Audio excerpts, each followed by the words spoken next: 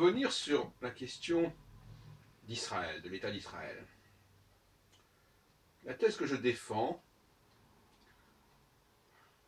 est celle d'un Israël inscrit au sein de la France.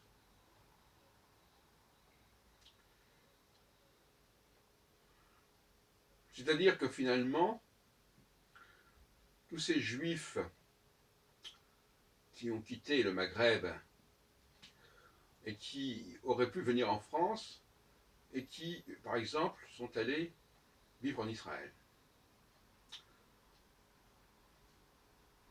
Oui, c'est une erreur historique. Les Maghrébins arabes sont venus en France, les Maghrébins juifs sont venus en Israël. Je me souviens quand j'avais passé 2 années en Israël en 68-69, il y avait énormément de l'université hébraïque de Jérusalem, il y avait énormément de juifs d'origine marocaine ou tunisienne, etc. Qui ensuite d'ailleurs sont repartis vers la France, faut-il le préciser. Pas tous, mais il y en a certains, dont certains d'ailleurs sont très connus. Et je pense véritablement que pour équilibrer en quelque sorte la présence arabe en France, parce que les Arabes sont aujourd'hui beaucoup plus nombreux en France que les Juifs, je dirais 5 fois plus nombreux peut-être, eh bien il serait souhaitable que la France attire davantage de Juifs qu'elle ne le fait actuellement. Et surtout qu'on arrête d'envoyer des Juifs de France vers Israël.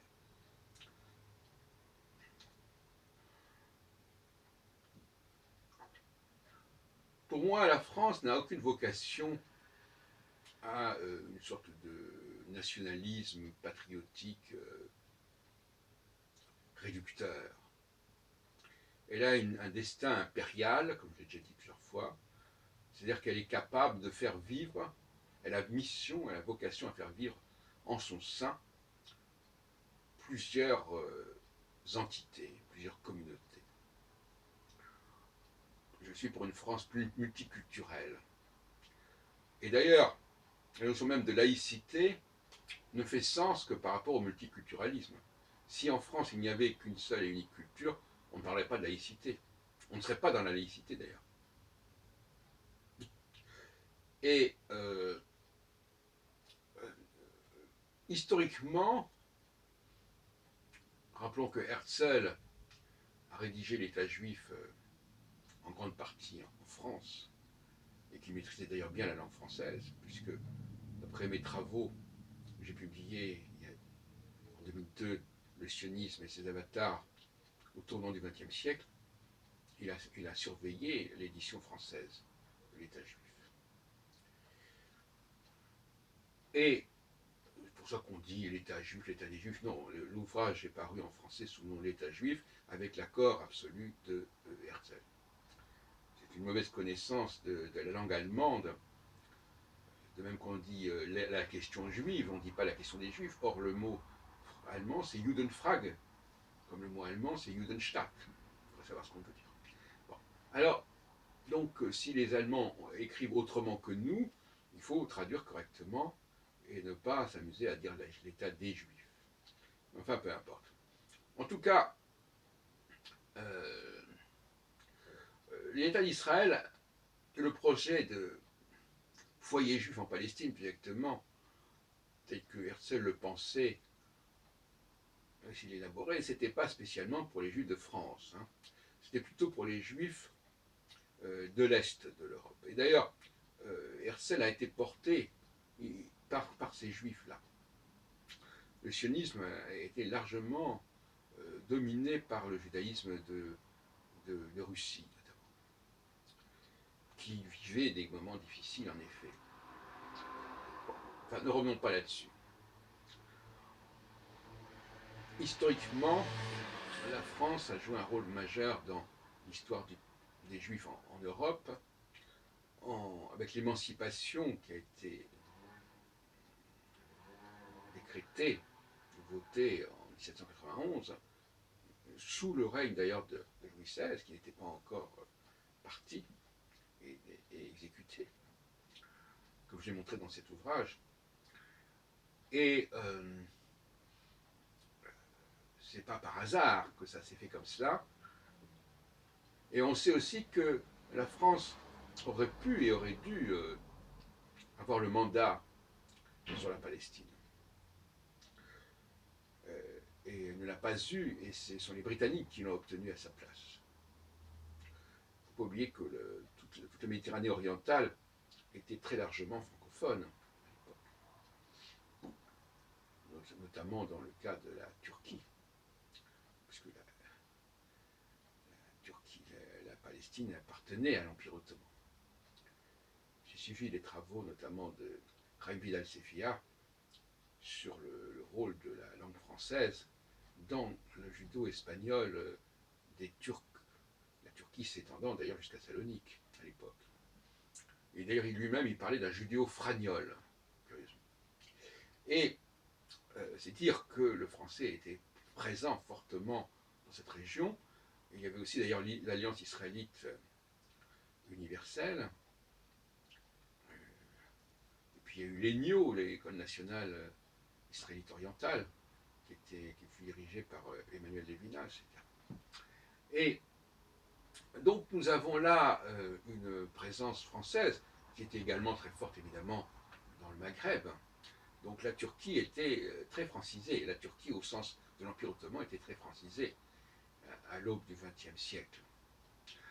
Et je crois fondamentalement que, avec le recul quand même d'une soixantaine d'années depuis la création de l'État d'Israël, on ne va pas très loin dans tout cela. Je pense qu'il est temps pour les Juifs de refluer vers la France, qui a une vocation impériale, qui est une vocation de diversité. Parce qu'il ne faut pas oublier, chers amis, que Herzl n'envisageait pas le nationalisme juif. Il envisageait un pays qui serait capable de conférer aux Juifs une position honorable. Quand il négocie avec le sultan concernant la Palestine, il n'entend pas créer un État séparé de l'Empire ottoman, mais une province qui serait marquée par la présence juive. Cela dit, Herzl n'était pas un fanatique de la Palestine, puisqu'il a accepté l'Ouganda avant sa mort en 1904, 5, et qu'il disait qu'il y avait aussi d'autres solutions, comme la solution argentine, qui était prônée par le baron de Hirsch. Et ma famille maternelle, mon grand-père, Edmond Carcassonne, a vécu des années en Argentine. Et ma mère est née en Argentine, avant de revenir en France. Ce sont des juifs du pape qui ont émigré en Argentine et qui sont revenus en France lors de la Première Guerre mondiale. Donc, les juifs de souche française, dont je suis un descendant, c'est-à-dire des juifs qui étaient en France déjà à la fin du XVIIIe siècle, ont vocation, à mon avis, à revendiquer une présence juive beaucoup plus forte qu'elle ne l'est, avec une certaine forme d'indépendance d'ailleurs. D'ailleurs, c'est Napoléon qui l'a reconnu d'une certaine manière. Alors, il y a eu un débat à ce sujet sous la Révolution, avec la fameuse déclaration de Clermont-Tonnerre, tout aux Juifs en tant qu'individu, rien aux Juifs en tant que nation. Le mot nation était employé à l'époque, on parlait de la nation juive. C'est un mot qui veut dire à peu près communauté, en fait, à l'époque. Et donc, la France a vocation historique à assumer son impérialité. L'État, la notion même d'État, ne fait vraiment sens que pour justement réguler la diversité de ses composantes, comme je le disais tout à l'heure pour la notion de laïcité. Comme on dit, diviser pour régner, ça veut dire qu'un État ne fait sens que lorsqu'il y a une diversité. Et le mot diviser est le même mot que, c'est la même racine que diversité. J'appelle donc vers un nouvel objectif pour le XXIe siècle concernant les Juifs, voir dans la France la solution, la nouvelle solution de la question juive, et non plus dans l'État d'Israël, que je connais bien, je parle moi-même hébreu. Je suis d'ailleurs pour que on parle dans cette communauté juive française, on parle l'hébreu, pourquoi pas, de la même façon que dans les communautés musulmanes, on parle arabe. Je pense qu'il n'y a pas de problème de ce côté-là.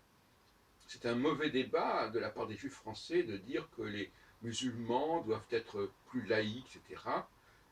C'est plutôt l'inverse, c'est plutôt aux juifs d'assumer davantage leurs différences au sein d'une diversité qui est celle de la France. Je rappelle aussi d'ailleurs que sous l'Empire ottoman, il y avait une... Bon, on parle des dhimmis, oui, ben, dhimmis, effectivement, c'est-à-dire les autres religions du livre étaient respectées, elles avaient leur propre mode d'organisation. On parlait des millets, je crois, M-I-2-L-E-T-S.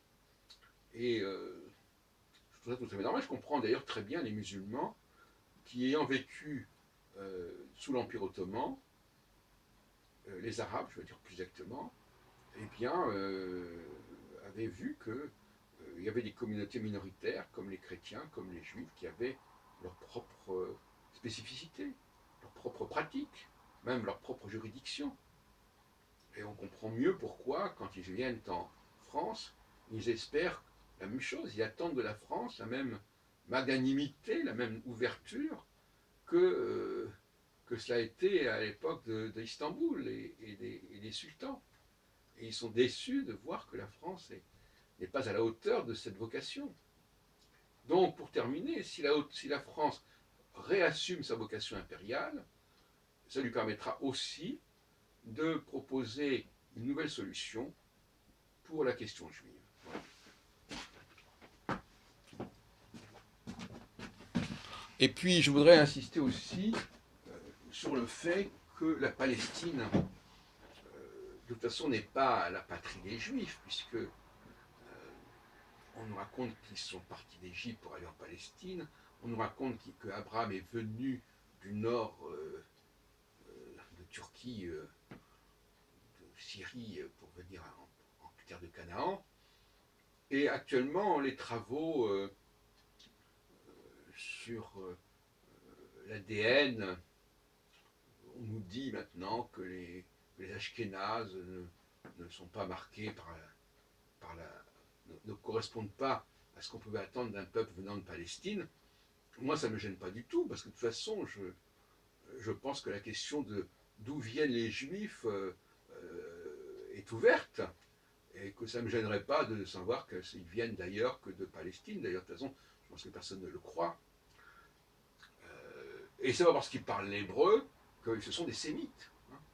La langue n'a jamais été la solution pour définir un peuple. Même que il y a des...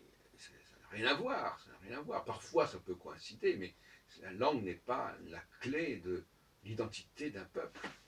Même si ça l'est devenu par la suite, en tout cas, ça n'est pas la clé de son essence, de son être.